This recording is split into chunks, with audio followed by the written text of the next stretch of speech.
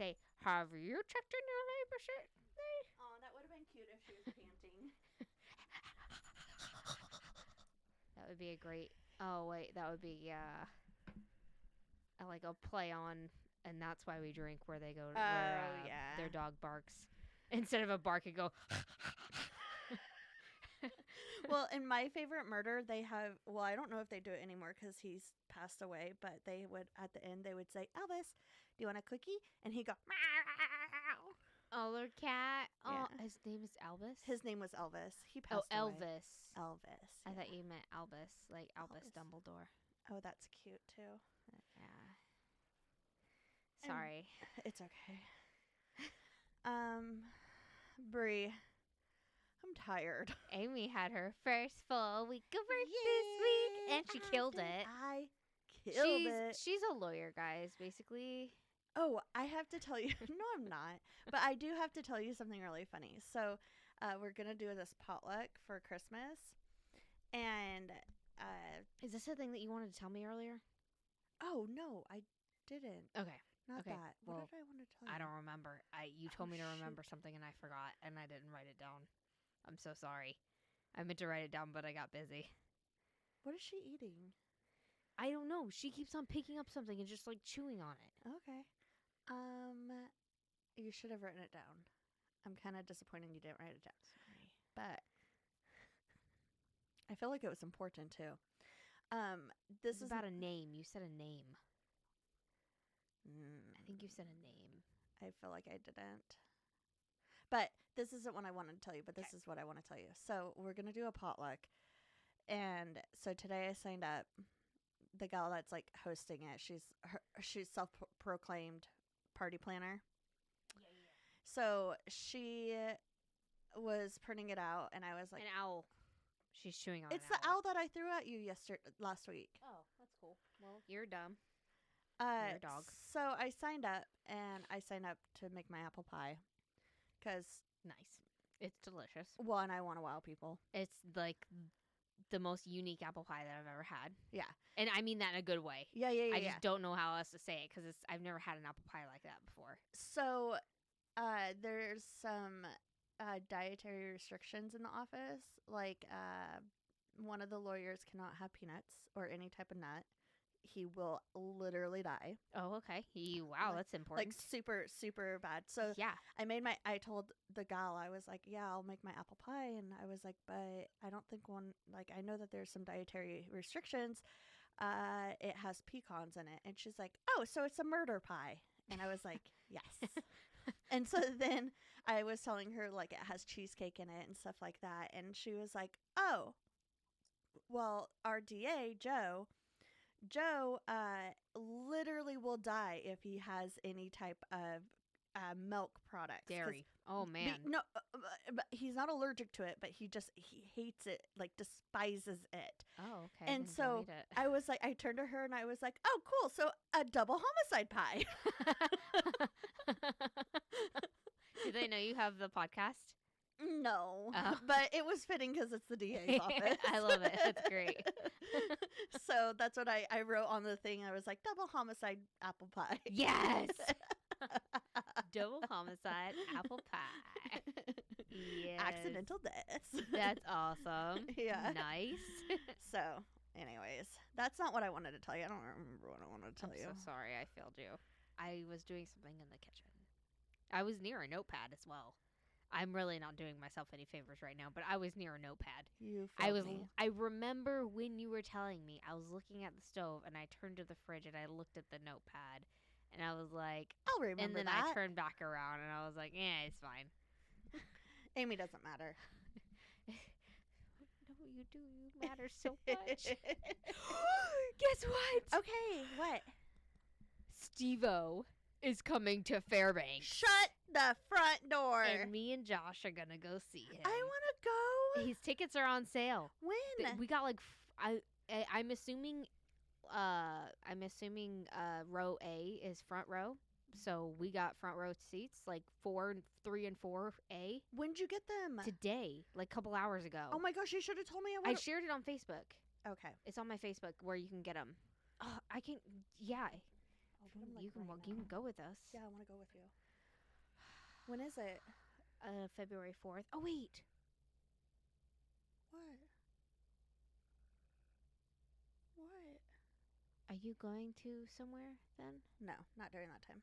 Okay. No.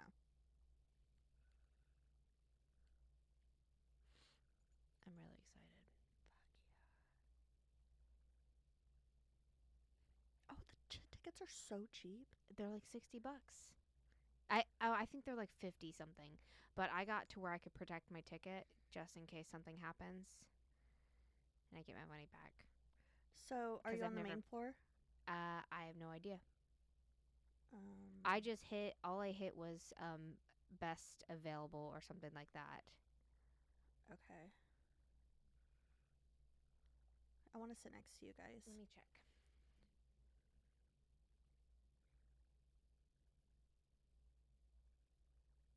Row E. No, are they already selling out? I bet, dude. I'm sorry. I wanted to tell you on the podcast It's because I okay. was really excited about it. Left main A and left main A4 or A4 and A3. Dang it. Yeah, row E. Oh, wait. Row F. Okay. Why do I have so many? I'm so excited. Maybe we can, like, ask somebody to trade with us. He was my childhood. Like, part of my childhood. Damn, which is bro. terrible. Yeah, that's really sad, actually. And I still want to hear his neighborhood story about his fiasco, Oh, yeah. catastrophe, craziness with his neighbor because he was terrible to his neighbor. I messaged you, Steve-O. If you are listening, or if you ever do, I messaged you and I asked you to send me in your story. You saw him do his bucket list in Alaska, right? Oh, he jumped off into the icy water. Yeah. And then he had to go back out there to go get the drone. Yeah. And then he kind of got stuck cuz he's like, "Oh shit, this is really cold. My body's freezing." I love that guy. That guy is like, I keep on thinking, he's too old to be doing this stuff, but like, He blows you away every time. yeah. He wore flip-flops here. That was like last week too. I think it was. Could have been. Okay. Yeah, the next one is I didn't think you would want to go either because I didn't know if you liked. I knew Rick liked him, but I didn't know if you liked. Oh yeah, I like anything comedy. He does stuff in his comedy shows it's X-rated. That's fine. The last one, he stapled his ball sack. No. Yeah. You know, I act like I'm a prude, but it's mainly No, you're not. No, I'm saying because it's my mother. 530. Oh my lord. Sorry. Are you getting tickets? Yeah. Cuz they're already at row E. They must have just posted it. Yeah. I must have got lucky. I like opened Facebook and it was the first thing to pop up and I was like, he's coming to Fairbanks. Oh, Brie. Anybody? I need my wallet. Where's it at? In the car. I'll go get Rick's. Hold on. You ain't got Apple Pay? You don't remember your card number?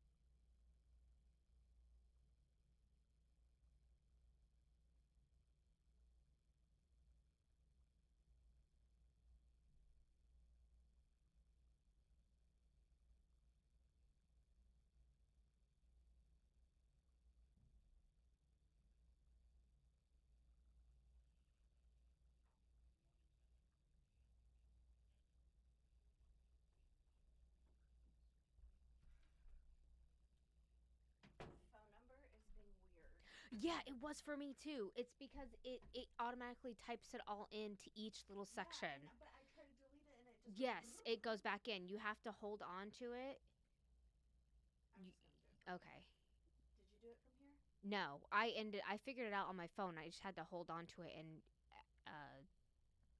just Keep trying. find where my cursor is. How are you on my Facebook? Oh. I was like, why are you on my Facebook? What happened? Double check and see if they have your receipt. Or have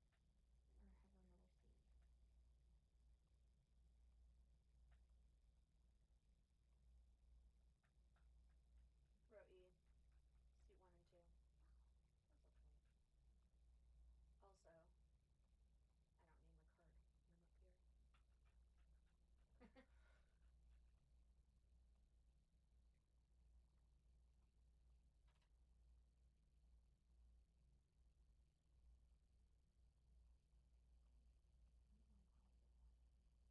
area code's wrong or something. Yeah. I should have told you earlier. It's okay. I'm so sorry. Okay. I It's good wanted for to us. surprise That you. means us doing things together, but apart. Maybe someone will like. I don't want to move my seat because if he sweats, I want to be in his in the vicinity of Steve-O's sweat. But really, like And I could also yell at him and be like, "What's with the neighbors podcast?" It's still like a double date. Yeah, we could go out to eat or something before. It's still a double date. Definitely before, not after. Or go grab a drink and appetizers before. Yeah. Because it's probably going to be really gross. Oh, yeah. His whole show is probably going to be disgusting. That's okay. I'm so excited for it. I almost cried when I called Josh. I was like, "Can I please get tickets?" I was like, "I never asked to do anything like this, and I never got to something like this." He's like, "Steve-O, yeah, Steve-O, it's cool. Go ahead. I can't believe he's going to Alaska." And I'm like, "Yeah, I know." So I got him. This is our podcast. What's with the neighbors? True crime, paranormal. Hello, Amy. Next week, I'm so sorry that you have to edit this. That is Amy. That's Brie. Excuse me. And you need to go first this week. So I'm going to tell you a neighborhood story. Yeah. Yep. So this one's from Best of Next Door. Holiday greetings etiquette.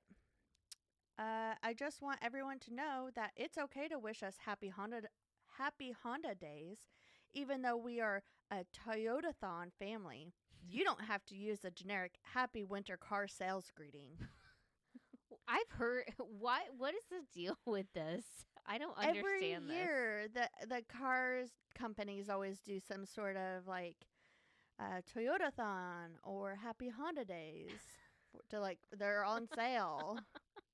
Happy Honda days. And then also I like the memes like, oh yeah, I can't wait to see the commercials of significant others going out and dropping $50,000 on a vehicle without the other one knowing. Like, who does that? Except for my parents' neighbors did and that. shows up with a giant bow. Yeah, my parents' neighbors did that though.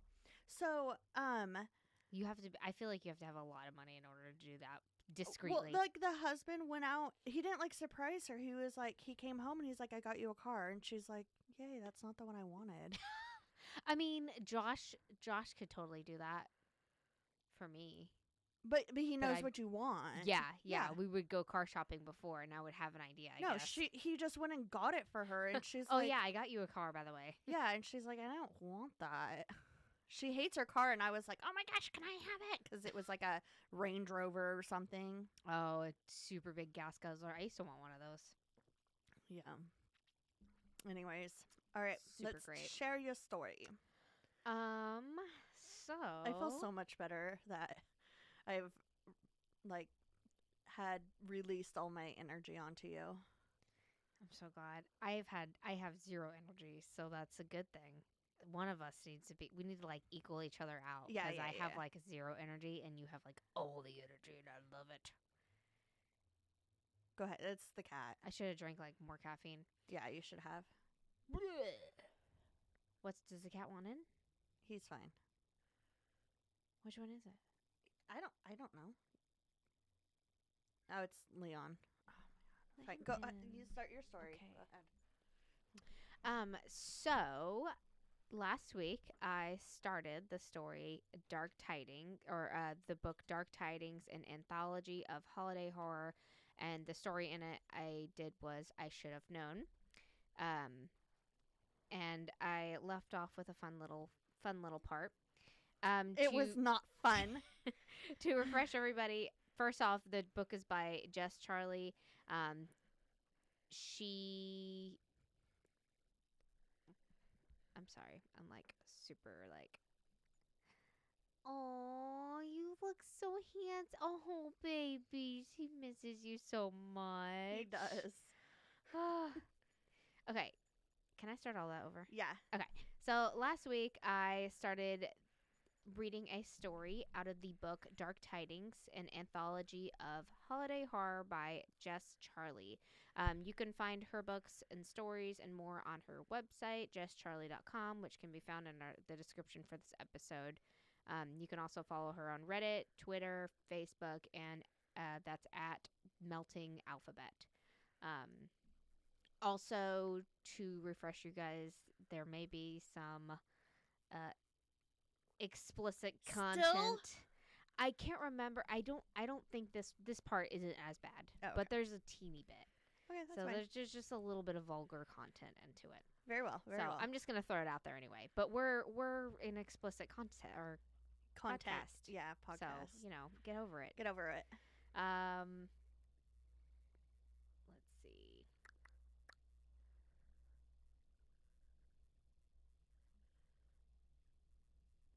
I wasn't at the right spot. That's okay.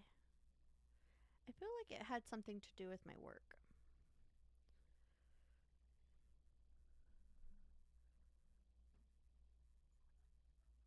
I've been like so out of it all day. It'll show up like Okay. in the middle of the night, so it's fine. You're gonna call me and be like, blah, blah, blah, blah. Josh is gonna be like, why's she calling? Like, she needs me. Because she's drunk. And something just now came to her. That's what I'm here for. Yippers. Okay, so to refresh on our story, last week I left off with dear old Calvin at his girlfriend Juniper's family's cabin for Christmas. Yes. He was introduced to her two sisters and her dad. Her mom wasn't there. She was out for the night, and Calvin kept mentioning something about a ritual/sacrifice. Mm-hmm. But little did we know Juniper's family was just as nuts, and Calvin woke up to Juniper's sisters and mom, who had like white hair and white eyes and looked super creepy. But like, also like really pretty skin. But really, and stuff. yeah. Yes, he described all of them as very hot. Yeah. And they were doing some freaky stuff to him. It's like freaking the sheets. Sure. So that's where we left off. Yes. And then they said he'll do for the sacrifice. Yes. All right. That was the last thing he heard. And he had a pinch on his neck. Oh, that's right. Pinch on his neck. And he fell asleep. Yep. All right. I opened my eyes slowly. My head throbbed and my body was shaking uncontrollably, the air shockingly cold. I tried to take in the scene around me through blurry vision. I was sitting on the cold, hard ground. Short walls of snow surrounded me in a circle, but the circle itself was bare except for dozens of thick white candles. My ass cheeks were numb against the frozen leaves that had only recently been covered. I was naked, and I realized the Mills family was kneeling around me. Oh. Juniper and her sisters swayed in the chill night air, the slowly falling snow soaking into the delicate fabric of their nightgowns. They chanted together, their voices joining in a chorus of a German-sounding dialect I did not recognize. Do you think they were saying it loudly or just like... Oh my God, if they were like saying it, like mumbling it, that would be even more creepier. I don't know. I feel like that one would bother me more than like saying it really loud. Abracadabra, abracadabra, abracadabra, abracadabra, abracadabra, abracadabra, abracadabra. I don't know why I chose that word, but that's the word I chose, so we're gonna go with that. Bratwurst. They were saying bratwurst. That's the only German word I know. Oh, that's a bad word. Never mind. I won't say that one. Okay. Directly in front of me stood Matthias, his hands clasped in front of him as if in a prayer. A black, crooked dagger jutted out from his grasp towards his face. Jesus fuck, what time is it? I thought I tried to stand, but my hands were tied behind my back. Uh-oh. A creature So that stepped stopped him from standing? right. A creature stepped. Well, I mean, like if you're not used to it, then you gotta like get in the right position to like stand Yeah, up. it's a lot of core You strength. got. I mean, you balance. Yeah, core strength. Yeah. A creature stepped out from the chilly darkness and into the circle. It loomed above me, casting a shadow over my freezing body. It was a reindeer, Holly straddling its back. That's the mom. Okay. She wore a long, flowing white gown. A crown of icicles was perched on her forehead, and she looked down, her white eyes glowing in the candlelight. Do you need something? Are you good? No, keep going. I remembered, so I'm going to write it down so I don't forget. Oh. Is it? There's a marker right there. Yeah, I see it. Contrasting starkly to Holly's disturbing beauty, the reindeer was twisted and distorted. It looked more like someone's idea of a sick joke than a living animal. Instead of standing on hooves, the deer's legs' bones protruded from the ends of red, oozing stumps. Oh my gosh. Bloody velvet hung loosely from the white bones in fleshy strips. Its face was dirty and blackened with what looked like charcoal. A long black tongue lolled out of its mouth between two rows of human teeth. Ew. I squirmed in the rope that bound me, trying to pull the knots loose. Juniper and I had played with bondage in the bedroom, and I knew her style. It wouldn't take me long to undo anything she had done, and my adrenaline silenced any doubt that it could have been any of the other 4 family members. Okay. The creature stepped forward towards me as it spoke. Its exposed ankle bone pressing into the frozen earth with a dull crunch. Ew. I am the soul of Saint Nicholas, it roared, its voice cracking through the air like thunder. Oh my. I paused my squirming. I'm sorry. What? You heard him, mortal, Holly shrieked. Her voice had lost the fragile air from before. It was now dry and harsh, like paper crinkling into a ball, or wood crackling as fire bites into it. It didn't sound real, more like a demon's voice than a human, like a succubus or siren. High-pitching and flittering, the crackle of an evil witch. My fight against the rope renewed with desperate determination. Fuck this shit and fuck this family. The reindeer snickered. He already did. Yeah.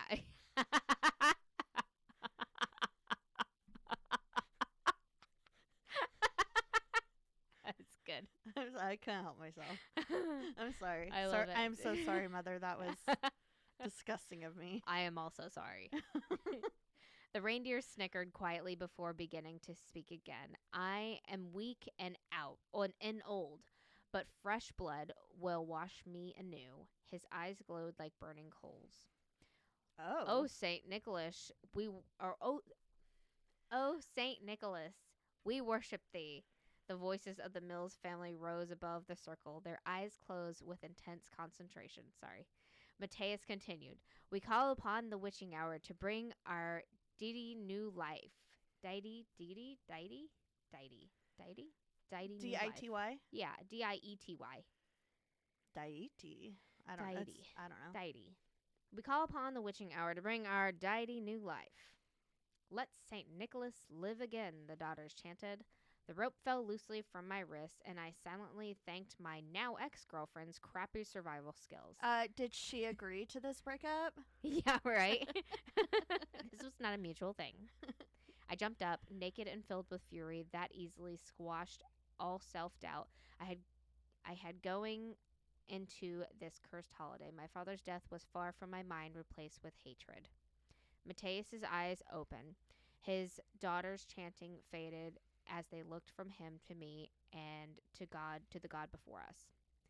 I looked at my watch, 11:58. I sighed with relief. Witching hour wasn't for another 3 hours. I had plenty of time to deal with the mill shenanigans before it was too late to complete the ritual. There's a lot of stuff going on in just this very short amount of time. I know, right? Yeah. The reindeer, who now stood almost a foot beneath me, smiled. The foolish confidence of the son charged with the burden of the father. He bellowed, his voice deep, impressive. I looked down at him, our eyes locking. What did you say? The deer began to paw the ground, shifting right and left. He looked like a child doing the pee-pee dance. Oh, look at me, he said in a mocking tone. Oh, look at me. I'm Calvin, and I'm an orphan. My daddy entrusted me with our family's sacred duty, but he said duty, but I'm scared. The reindeer shook his head dramatically with each word. If only Daddy was here to help me kill these people. Holly's anger flattered on her. Holly's anger. I cannot read today. Holly's anger faltered on her face. She was confused as well. This behavior apparently was not what the Mills expected from their god. What the? Matthias stood, his face twisted in confusion.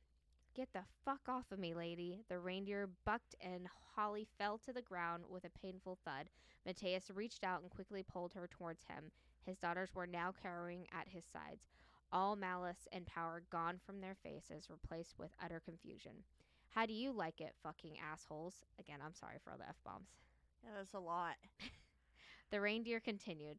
Luckily for little Calvin, the Mills are too dumb to know that the witching hour isn't midnight. Little Calvin still has hours to kill all of them and burn their black little hearts in a fire born of coal and pine. What?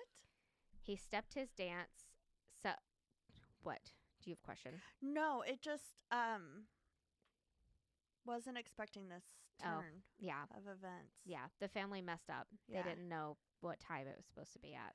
Oh, is this their first time? I guess, like amateurs. How embarrassing for them. Excuse me. That was a little wimpy burp. Oh, it's okay. He stopped his dance, his face becoming stern again. You must have been thrilled when you were brought into the woods. No fake Christmas for Florida boy. Oh, no. No mail order pine needles and coal for Daddy's little boy. No, you thought coming up north was the right thing to do, not like Daddy made you live somewhere where it didn't snow for a reason. I spat at the ground and looked at the Mills. This isn't fucking Santa Claus, you dim fucks. I'm so sorry. Obviously. The reindeer took a step towards me. Do you believe in fate, Calvin? I looked down at him. How did you find me? How are you even mortal? He leaned forward, his dead animal lips hovering by my face. I followed you, Calvin. I could smell your hunter scent in the snow, and I followed it. He stepped back and looked up at me, smirking. I found the same idiots I knew you would. A little early Christmas gift just for you. His long tongue stretched out towards me. I flinched as the dry, leathery skin touched my face, caressing me. It smelt of dried fish and dirt. Ew. How were you able to become corporeal? I asked, shooting his tongue away from me. It fell lifeless, hanging in front of him uselessly, like a dog's tongue, like an old dog's tongue that just hangs out the mouth dry. He turned his head to look at the Mills family, who stood behind him, mouths agape.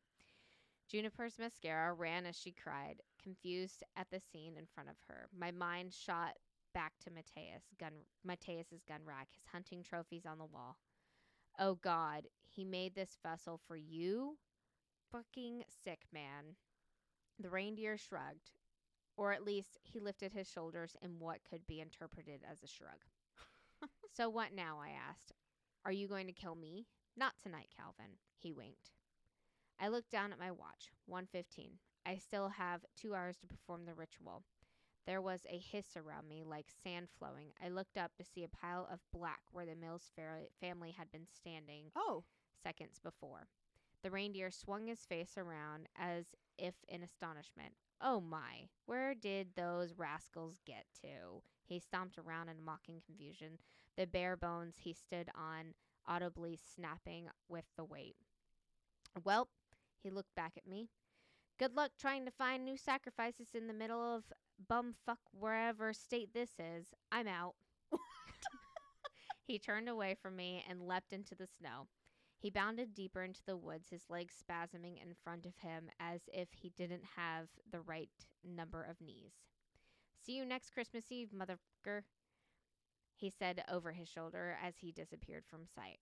And now, because of the idiocy of one family, my legacy has died. For the first time in 200 years, my bloodline has failed in our sacred duty. And for that, I apologize. I failed you. There were so many signs, so many red flags I should have known. So there's a warning. The last thing I can offer you in my Father's name. This Christmas Eve, make sure to lock your doors and your windows. Leave your shoes outside and stay bundled in your bed because this year, Krampus is back. Oh. He was Krampus. I figured it was Krampus the way that you were describing it. It definitely was Calvin different. was Krampus. Oh, Calvin's Krampus. Yeah, the reindeer screwed him over. I don't know who the reindeer was. I'm gonna have to look it up and see if there's another like thing. But the reindeer screwed him over and made him Krampus. Yeah, and he was already Krampus. But yeah, so he was keeping himself from being Krampus, like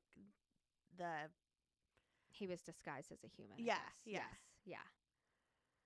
Oh my god, that was good. I think that's what I got from it. Yeah, that was very well written. Yeah, it was shorter today. Yeah, it was. Thank you. A lot shorter. That's okay. Because that was very good. I like that. That was not how I was expecting it to be. I know. At all. Whenever I was reading it, I was like, "What?" And I kept on, "What? What?" It was. That's why I was like very confused. I was like, "What the heck? Where did the family go, though?" I don't know. I don't know if they died or he just like set them free or what. Or maybe because that's their god. Like he was their god, so like maybe he like did him a favor and was like, "Peace out." Or maybe because they didn't sacrifice. Maybe they lost. They died. Probably. I don't know. Well, I guess we'll never know. Thank you. That was beautiful. We'll never know because it wasn't a true story. Oh, that's true. Do you have a story? I do have a story for you, but me? You remembered. I remembered. So and yes. First, there's something that I need to figure out what to do. When I leave my work, sometimes I'm by myself. Oh, yes. So, and there's a lot of transients. Like yesterday, I was leaving and there was a lady tweaking out, and I was like, "Oh my gosh, please don't steal my work keys," because I carry my key card with me to get me into the office, and then I also carry the office keys, right? Because I have to unlock them. And I was like, "Oh my gosh, please don't like." I guess like a fear about my job is like people wanting to come in and get our files and ruin stuff. Yeah. So, because we put people in jail. Yeah. So, that fear like overcame me. That's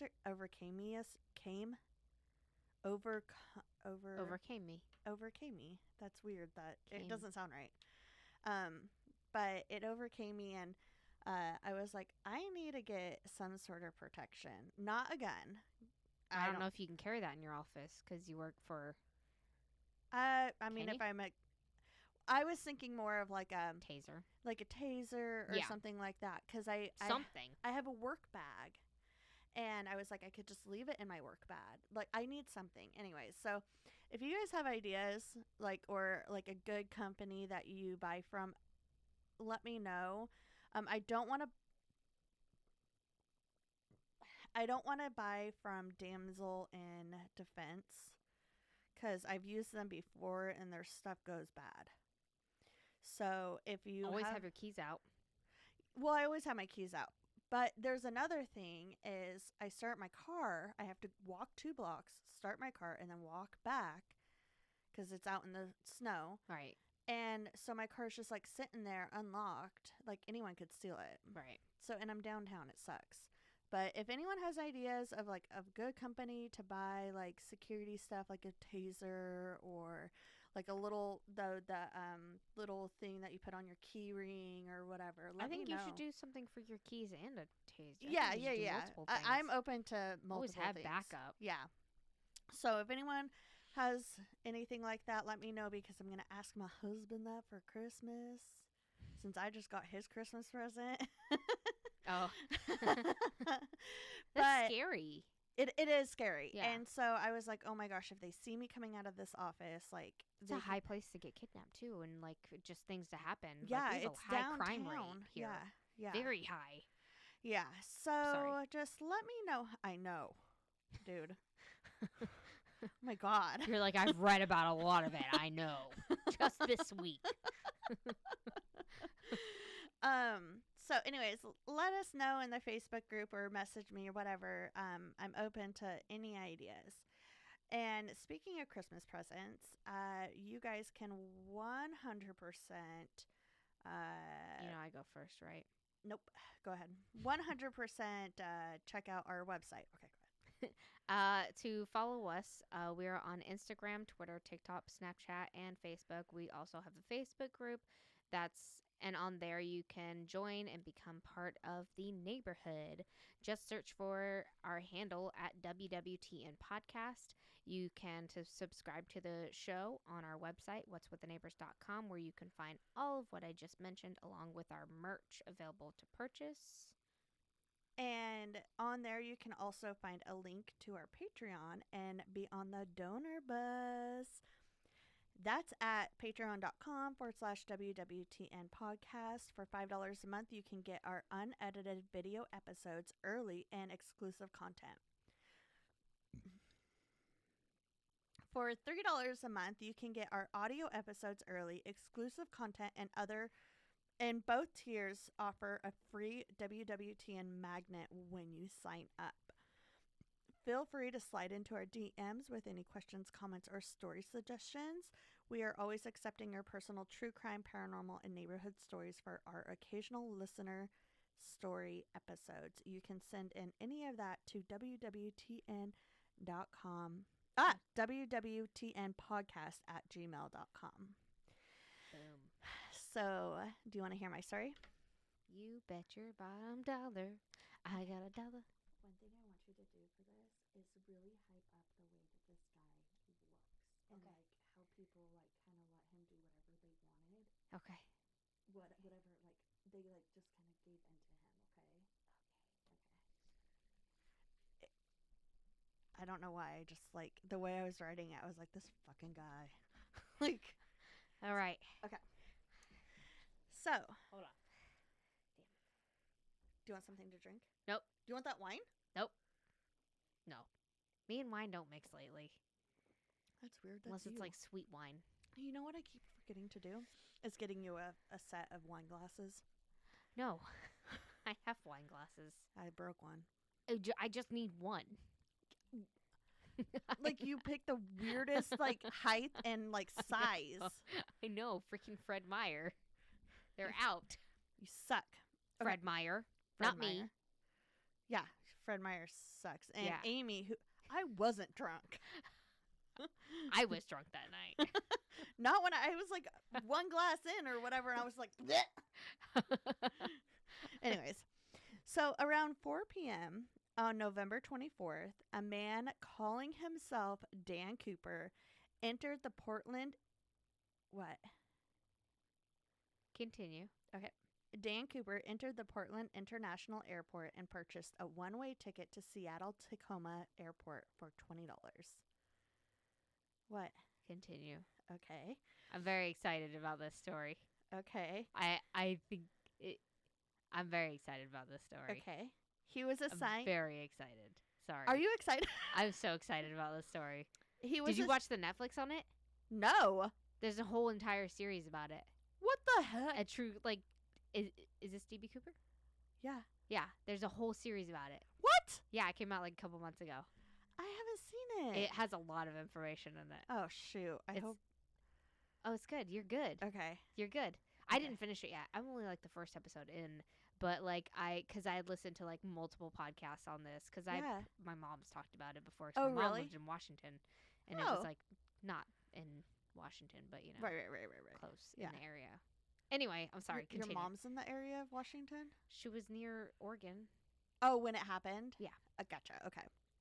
So for 20, he bought it for he purchased or he was assigned an I he was assigned an aisle seat, 18C, for a 4:35 p.m. flight.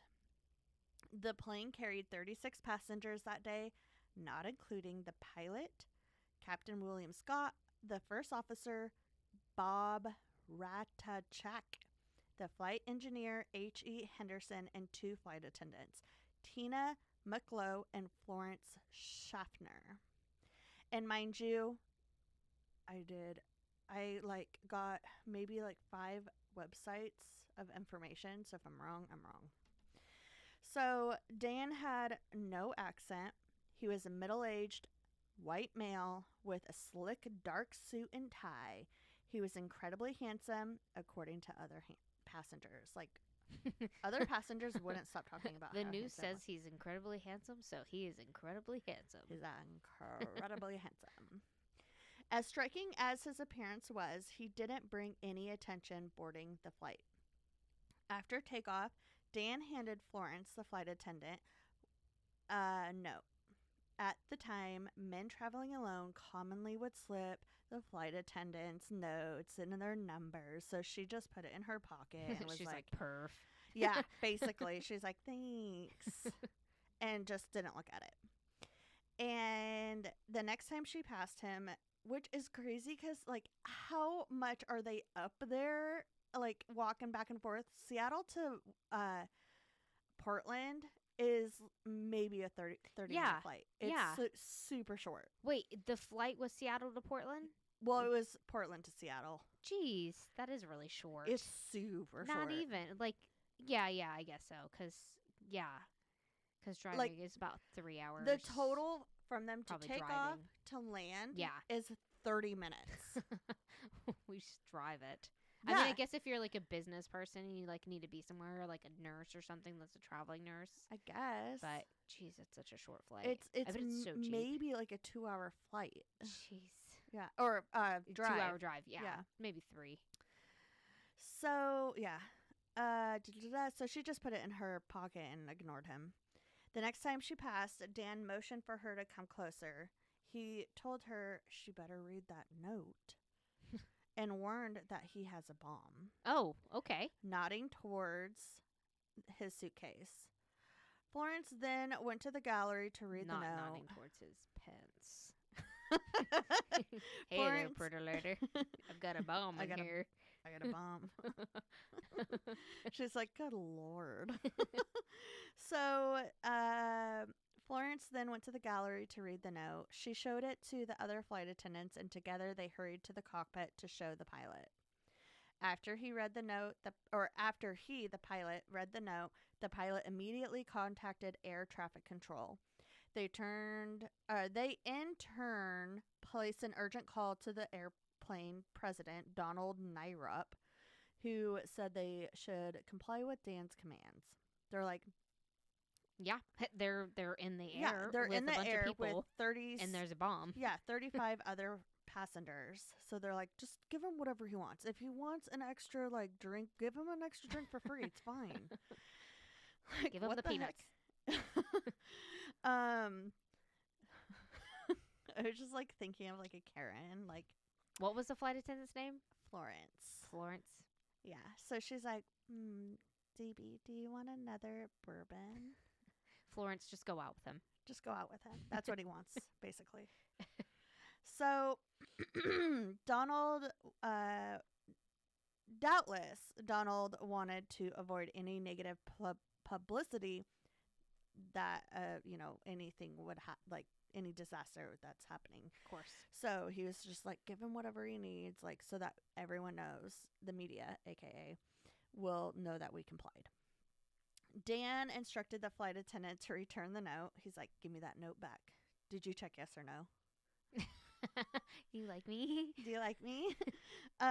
Because of this, the exact wording of his note is actually unknown because she never gave it. She had to give it back. Fuck. Yeah, it ain't gonna survive.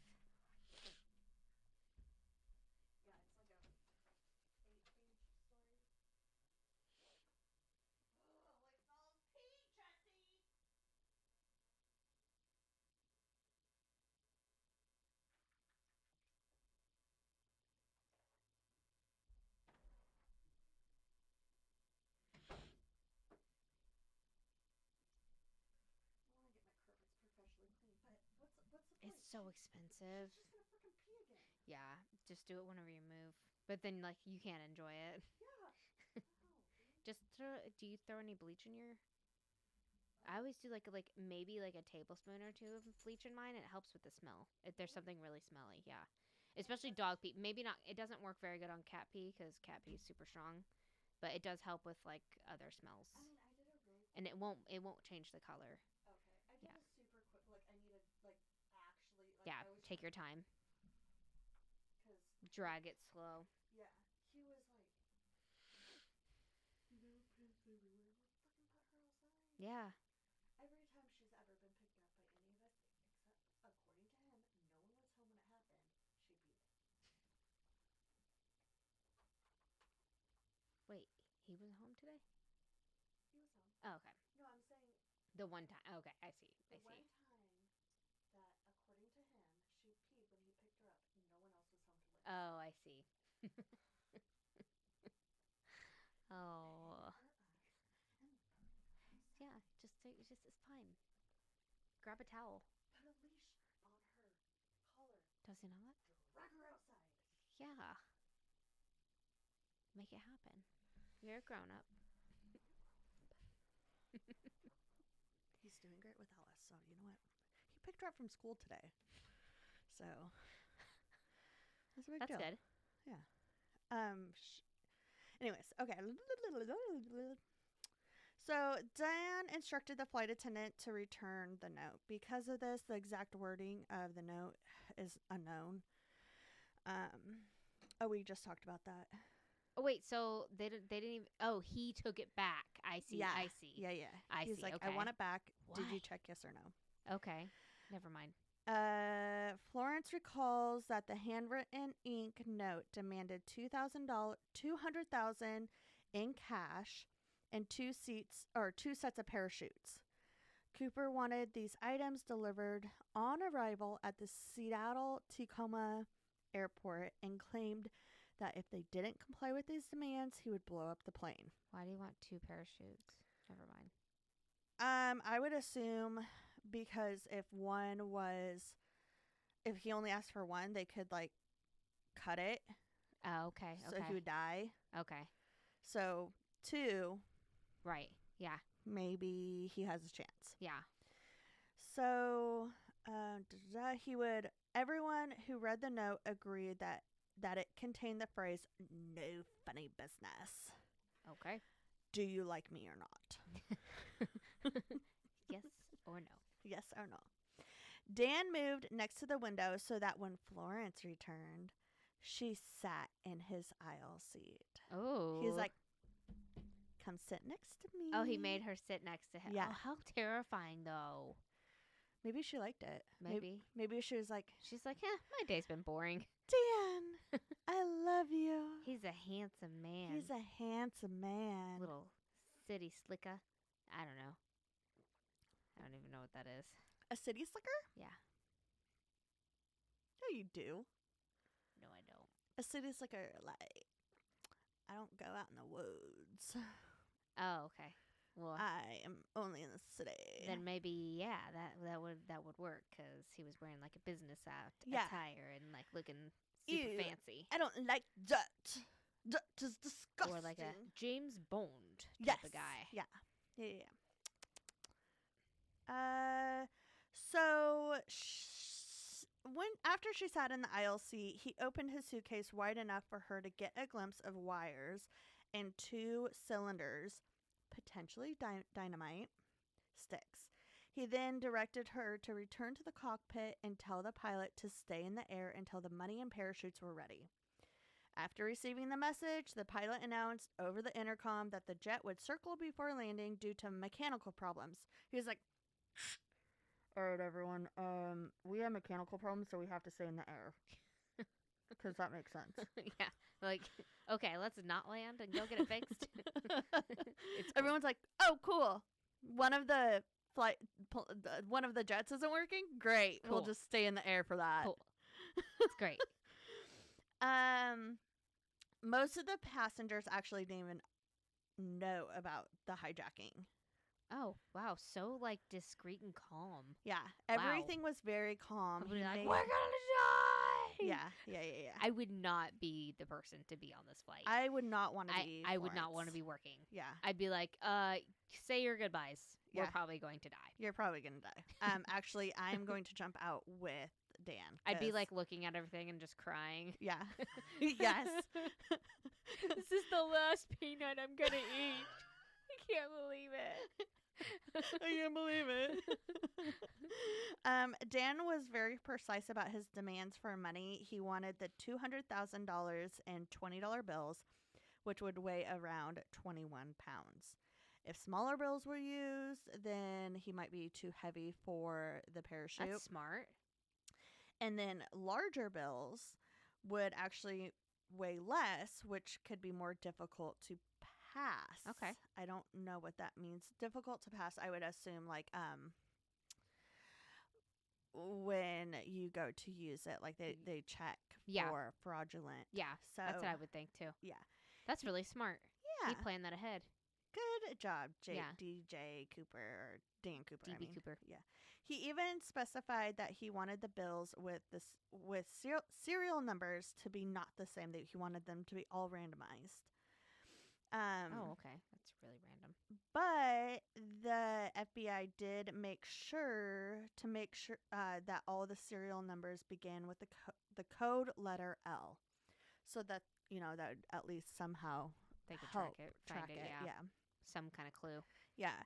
Acquiring the parachutes was actually a lot harder than they expected, because the Tacoma McChord's Air Force Base offered to provide the parachutes, but Cooper's like, no, I want civilian ones. So they're like, okay. So they tracked down a skydiving school. Okay. And they're like, hey, it was closed, but they finally got a hold of the owner, and they're like, can we have two parachutes? And the guy's like, no. And they're like, listen, can we have two parachutes? There are 36 people's lives in danger. Yeah, and he's like, I guess you can buy some. That sucks. They had to. He sold them 4 parachutes. Oh. Like, could you imagine? I'd be so mad. I'd be like, just give it to us for free. You're saving people's lives. If I was his wife and he'd be like, yeah, like the FBI came by and they bought 4 parachutes from me today. Yeah, I guess there was like a plane hijacking. I'd be like, are you freaking kidding me? You are so cheap. Give it to them. You're such a cheap. You're going to go back down there and you're going to refund them their money right now. And get them coupons. So Cooper's hijacking note did not directly explain his plan to skydive from the plane, but he demanded his demands led officials to that assumption. So Cooper's note didn't say, hey, I'm going to jump out of the plane, but because he asked for parachutes, right. They're like, he's probably going to jump. You're probably going to jump. Yeah. So since he had asked for an extra parachute, they assumed he planned to take a passenger or crew member with him as an airborne hostage. Okay. And they thought about using dummy parachutes for the exchange with Cooper, but they couldn't risk the life of that civilian. Right. That's smart. Okay. Yeah. At 5:24 p.m., the ground team had the cash and parachutes, so they radioed Captain Scott and told him they were ready for his arrival. Cooper ordered that they taxi to a remote, well-lit area after they landed. He had the cabin lit dimmed and ordered that no vehicle should approach the plane. He also ordered that the person who brings the cash and parachutes come unaccompanied. Okay. Go by yourself. So they're like asked, like, the one guy that like does baggage claim, they're like, hey, Smith, get over here. And he's like, what? I work for $5.25 an hour. They're like, all right, so you see that plane over there? Yeah, just go bring this over there. And he's like, no, I don't want to. And they're like, go or you're fired. And he's like, damn it. He like Didn't sign up for this today. He like throws his head down like that, like walks with his arms like all like loose, like a toddler or like a kid throwing a tantrum. Freaking wanted to call in. Should call it out today. Should have called out. I was so high this morning. So, a Northwest airline employee drove a company vehicle near the plane. Dan ordered the flight attendant Tina Mucklow to lower the stairs. The employee carried 2 parachutes at the time to the stairs and handed them over to Mucklow. Then the employee brought the cash over in a large bank bag. Once the demands were met, Cooper released the 36 passengers and the flight attendant, Florence Schaffner. She was like, "Can I stay?" And she like, wanted to? No. Oh. She's like, "So I said yes." And he's like, "No. Get out. No. There's not enough money for you here. You didn't. Sorry, Florence. Yeah, sorry, Florence. Actually, I love you so much. You have to go. I'm in love with you so much. Beautiful. You must go. Yeah. Oh Yeah. So he did not release the other flight attendant, Tina Mucklow, because he was actually begging her, or the 3. Tina. So he did not release the other flight attendant, Tina Mucklow, or the 3 men in the cockpit. An FFA official contacted the captain and asked Dan for permission to come aboard the jet, and the official apparently wanted to warn him of the dangers and consequences of air piracy. They're like, "Did you know it's illegal to hijack a plane?" And he's like, "What? No. Oh my gosh. I thought it was allowed. I thought this was cool. I thought you guys were fine with this." Yeah, like getting the note and everything. It's fine. Yeah, like no one said anything. Oh my gosh. Needed some money. Dan denied his request, obviously. Dan had Tina and the other flight attendants read over the instruction cards for operation of the aircraft, or the AFT stairs. Okay. And when he questioned her about them, she said she didn't think they could be lowered during flight. He said she was wrong. It's like, why'd you have me read you the instructions if you already knew about it? Okay. And how do you know that? Yeah.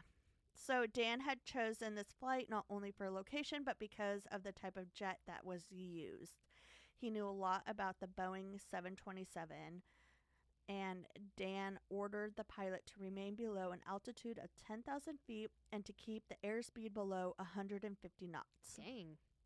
Yeah. Like so specific. So he must know something. Yeah. An experienced skydiver would easily be able to dive at 150 knots. The jet was lightweight and would have no problem flying at such a slow speed through the dense air at 10,000 feet. So you must really know that. Yeah. Dan told the crew that he wanted to go to Mexico City. The pilot explained that at that altitude and airspeed that he wanted to travel, the jet would not be able to travel more than 1,000 miles, even with 52,000 gallons of fuel. With this in mind, they agreed to make a mid-stop to refuel in Reno, Nevada. Before leaving Seattle, Dan ordered the jet to be refueled. He's like, "All right, fill it up." And he knew that the Boeing 727 could take in 4,000 gallons of fuel a minute. So after 15 minutes, they weren't done refueling. Dan demanded an explanation. The fuel crew explained that the fuel truck they brought over didn't have a whole lot in it. Oh my gosh.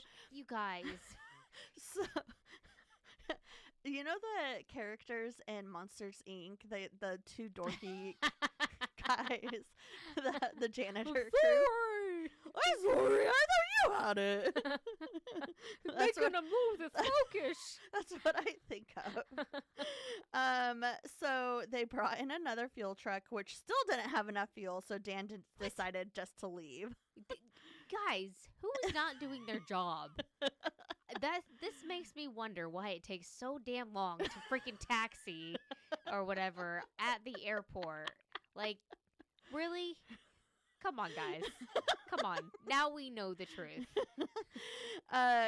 Captain Scott and Dan negotiated a low altitude route called Vector 32. This route allowed the jet to fly safely west of the mountains, even at a low altitude that Dan demanded. Dan also directed the captain to depressurize the cabin. He also knew that a person can breathe normal at 10,000 feet, and that if the cabin had equalized pressure inside and out, there wouldn't be a violent gust of wind when the AFT stairs were lowered. Oh my gosh. It's so crazy. He literally thought all of this. Yeah. After all the flight details were figured out, the plane took off at 7:46 p.m. After takeoff, Dan ordered the flight attendant that the rest of the crew to stay in the cockpit. Right before closing the cockpit door, the flight attendant made one last glance at Dan. Tina? Yeah.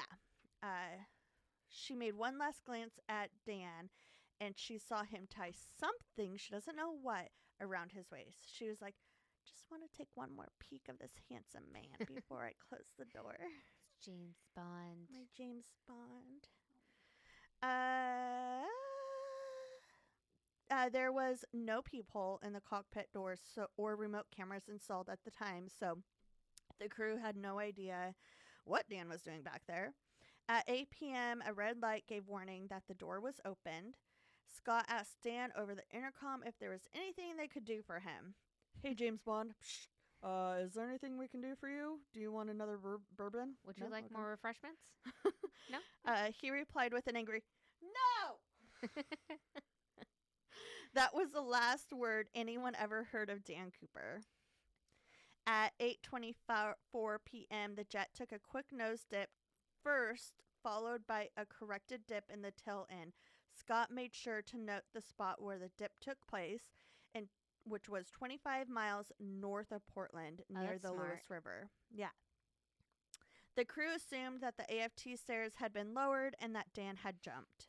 However, they didn't make confirmation of their assumption because they didn't want to disobey his orders to stay in the cockpit. So they're like, I think he left. Should we check? No, you check. No, you check. He's going to yell at us again. He's going to yell at us. So at 10:15 p.m., the jet landed in Reno, Nevada. Scott spoke over the intercom, and after receiving no response, he opened the cockpit door. The cabin was empty. Cooper, along with the money and all of his belongings, were gone. The only item left was the second parachute. No one ever heard from Cooper again. All investigations failed to prove whether or not he survived his fateful jump. During the hijacking, the police attempted to follow the plane and wait for someone to jump.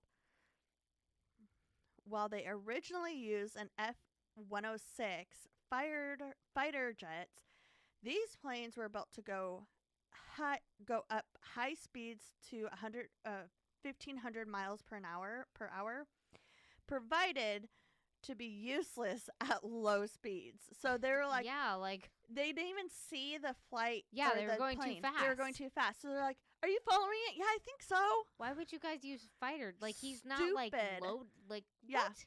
Yeah, that makes no sense. Yeah. So they were like, oh, we just mentioned that.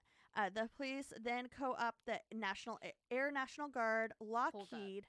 I bet the person who was in charge of those jets coming out, someone was waiting for the opportunity, any kind of opportunity to arose to like tell the guys like, go get them, and like they finally get to bring their big old bad jets out. And, yeah, like actually, it's to go get like thing. one person in a parachute. Like, no, you don't bring fighter jets to that. They're like, we should bring the big guys out, huh? Yeah, I think so. I think it's worth it, man. You bring a fighter jet to like a dog fight, but that was like a mouse fight. So the police then co-opt the Air National Guard Lockheed T-33, but before they were able to catch up to the hijacked plane, Cooper had already jumped. I don't know what that is either, so don't ask. Wait, what? Lockheed? Yeah, that's a airplane. Okay, company. But they're T-33. Oh, okay. But by the time they were like, oh wait, these fighter jets are going too fast, the other plane like didn't have time to catch up. I see. Yeah. Okay. So the weather that night was super rainy, which prevented the police from searching the grounds until the next day.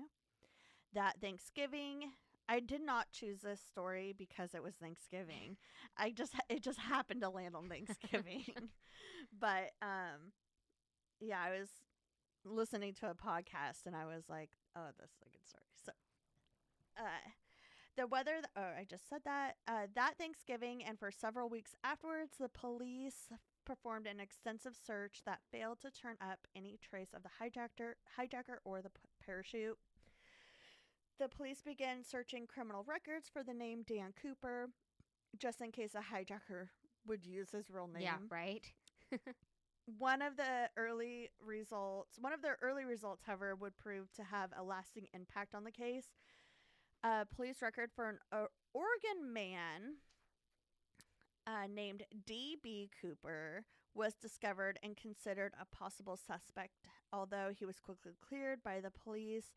An eager and careless member of the press accidentally confused that man's name with Dan Cooper, which dubbed Dan Cooper D.B. Cooper with D.B. Cooper. Okay. Yeah. I just said that.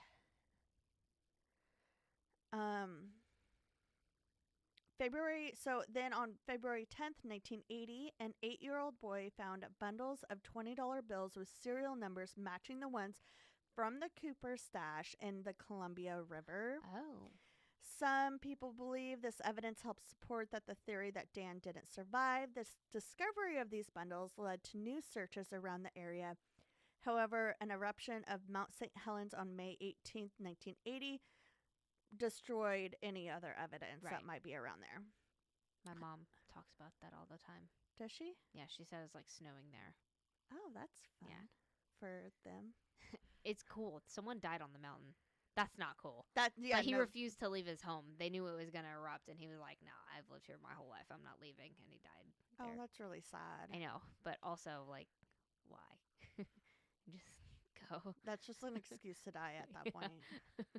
You can't take me from my lazy boy. Like, literally no one is trying to take it from you. Like, we're just trying to save your life. Yeah, Mother Earth is not going to forgive you. We're not. They're not changing their plans. Yeah. So. We can't reschedule. Like, oh no, this man refuses to leave his home. I guess I'll go melt somewhere else. Try some other day. How's Tuesday in 2025?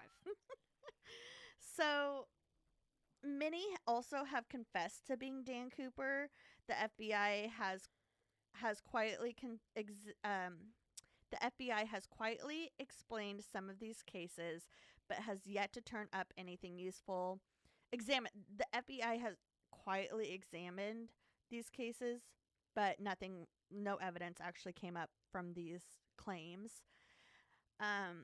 They checked the fingerprints of those who confess against the unknown prints collected from the hijacked plane. So far, none of them have been a match. Okay.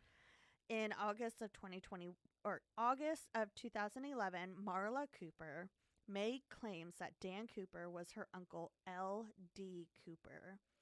Marla claimed that she overheard a conversation saying that their money problems were over and that they had hijacked a plane. She also explained that no money was ever recovered since her uncle lost it while he was jumping. That would suck. Like, you jump out of the plane all that trouble and like falls out of your pocket. That sucks. That's so embarrassing. Like, you planned for everything, but that happens. But also, like, don't hijack a plane. I mean, it was legal.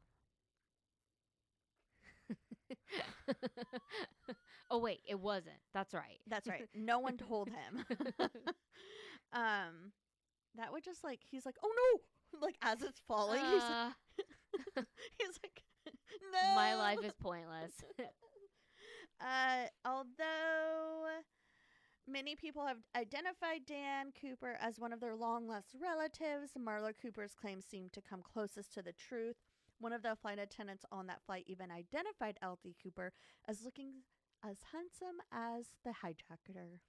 Well, if he's handsome.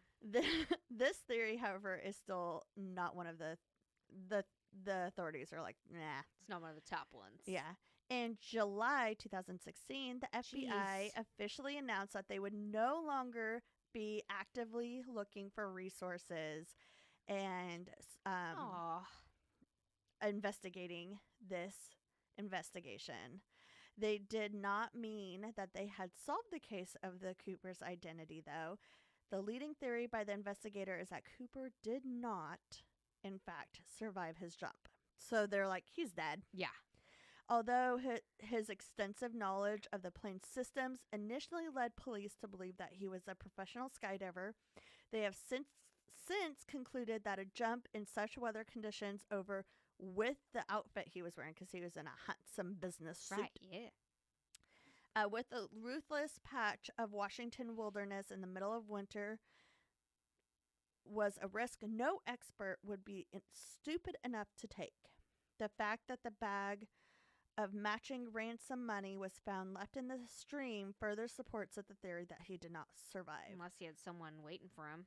Oh, at a drop I point. never thought of that, Brie.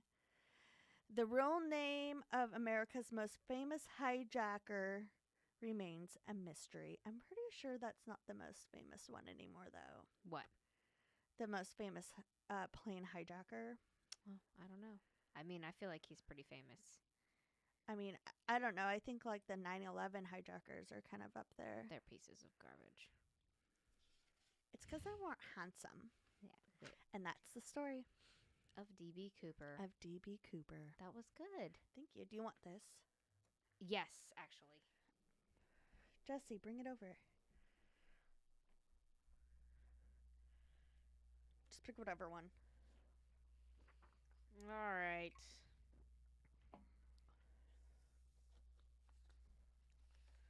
I think we read this one last year. Uh-oh. The Christmas lights one. That's what I'm looking for. Because I know I did a lot of Christmas ones last year.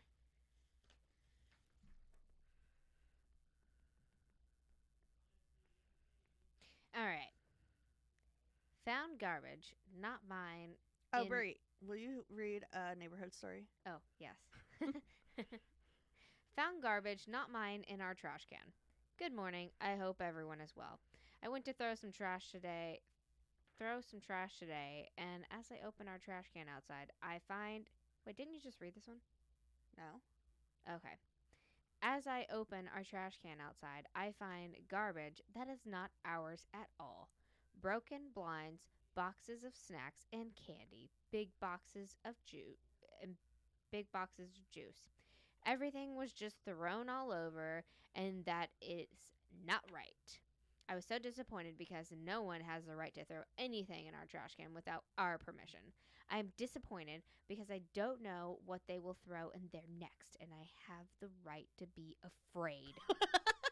Anyways, I don't want to make this long as it's long. I will be putting up cameras to see who is doing this. I have an idea who's done it, almost 90% sure.